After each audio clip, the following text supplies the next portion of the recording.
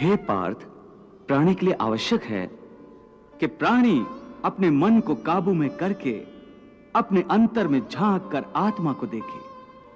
तब उस आत्मा के अंदर उसे परमात्मा का प्रकाश स्पष्ट दिखाई देगा।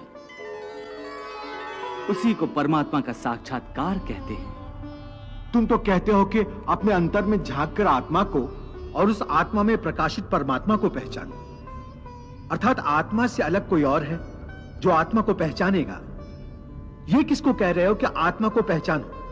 कौन पहचानेगा अंतर की आत्मा को? तुम्हारा मन। मन?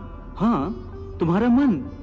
परंतु तुम तो कहते हो कि मन माया के भ्रमजाल में फंसाकर प्राणी को बहुत नाच नचाता है, फिर वह आत्मा और परमात्मा की ओर क्यों ले जाएगा?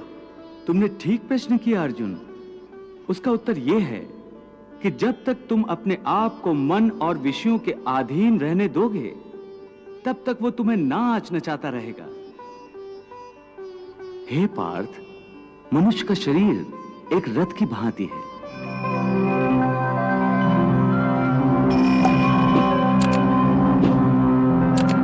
उस रथ के जो घोड़े हैं, उन्हें मनुष्य की इंद्रियां समझो, जैसे आंख,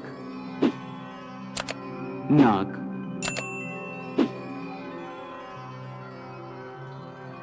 कान,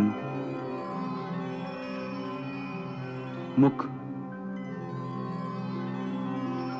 जीवा आदि। उन इंद्रियों को, घोड़ों को जो सारथी चलाता है, वो सारथी ही मन है। और उस रथ में बैठा हुआ जो उस रथ का स्वामी है, वही आत्मा है।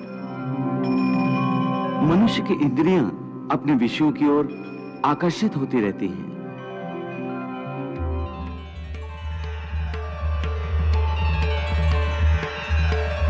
और उसका मन इंद्रियों को उनके विषयों की ओर ही दौड़ाता रहता है।